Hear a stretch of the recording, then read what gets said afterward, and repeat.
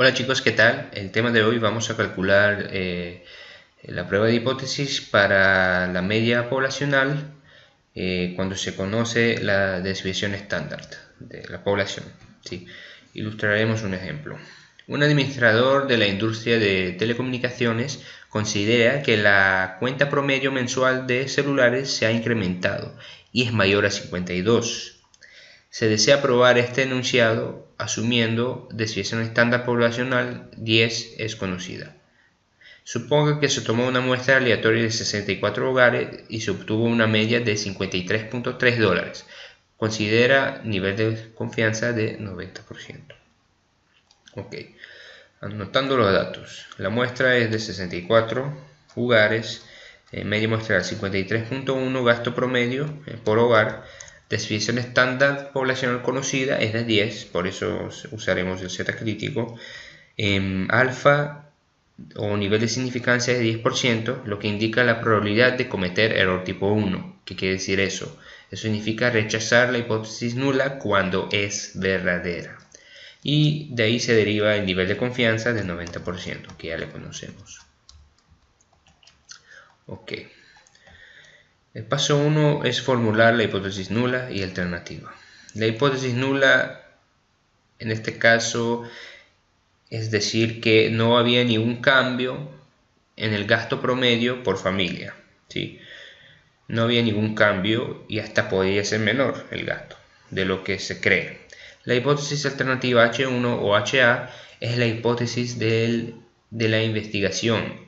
Es lo que se quiere comprobar. En este caso, el administrador cree que el gasto promedio por hogar es más de $52 y por ende tenemos el signo mayor porque el investigador cree que es mayor a $52 y eso es lo que hay que comprobar. Recuerden que la hipótesis alternativa nos va a indicar la cola, a qué cola vamos a ir y si la distribución va a tener cola derecha o cola bilateral o cola izquierda. En este caso es cola derecha y se ve así. Tenemos la curva, tenemos aquí el corte con Z crítico, ¿sí?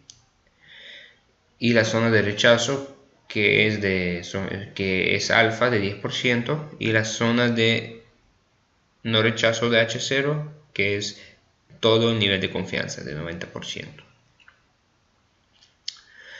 El paso 2 es calcular Z crítico. En este caso el valor crítico es Z porque se conoce la desviación estándar poblacional y además la muestra es mayor o igual a n. Para calcular Z crítico tenemos que recordar que Excel nos calcula la área de menos infinito hasta el Z crítico. El Z crítico está aquí, eje Z con el corte con el nivel de significancia. Vean, para eso usaremos tabla o Excel. En Excel, INV, normal estándar y la probabilidad de menos infinito hasta 1.28, que es el Z crítico. Y entonces ponemos 90%. Y vemos que efectivamente nos sale lo mismo. Para hacerlo con tabla, vamos a la tabla y vemos que efectivamente la tabla también nos va a dar la área de menos infinito hasta el Z crítico que está aquí. Y a la derecha el Z crítico es zona de rechazo, que se compara con el estadístico de prueba. ¿Sí? La tabla nos va a dar probabilidades y con ellas el valor crítico correspondiente. Buscamos probabilidad de 90%. No tenemos exactamente 90%, pero tenemos dos valores que están entre esas probabilidades, 89.97% y 90.15%. Vamos hacia la izquierda y vemos el valor Z en 1.2. Ahora regresamos y subimos hacia arriba, y podemos ver que los dos valores van a topar con Z de 0.08 y 0.09. Esos dos valores se le agrega al 1.2. Entonces el valor que nos va a salir es 1.289, que nos va a dar al final lo mismo. Ahora, para calcular el z de prueba, el estadístico de prueba, que se denomina ZP, no se confunde entre ZP y ZC, eso es el Z crítico y eso es el Z estadístico de prueba, que vamos a comparar con el Z crítico. La forma de calcular es lo siguiente: el Z estadístico de prueba es la media muestral menos la media poblacional sobre desviación estándar de la población sobre raíz de n. Entonces igual a 53.1 menos 52 sobre 10 sobre raíz de 64. Nos va a dar, debe dar 0.08. Vamos aquí, 53 menos 52 sobre desviación estándar 10 sobre raíz de 64 del tamaño, y nos va a dar 0.88. Ahora, con esto ya podemos decidir si se debe rechazar o no se debe rechazar la hipótesis nula. Vemos el ZP, es de 0.88, está aquí. Y se pregunta, ¿es menor o mayor a Z crítico de 1.28? En este caso, obviamente que 0.88 es menor que 1.28 y cae en la zona blanca, la zona de no rechazo, es decir, la zona del nivel de confianza.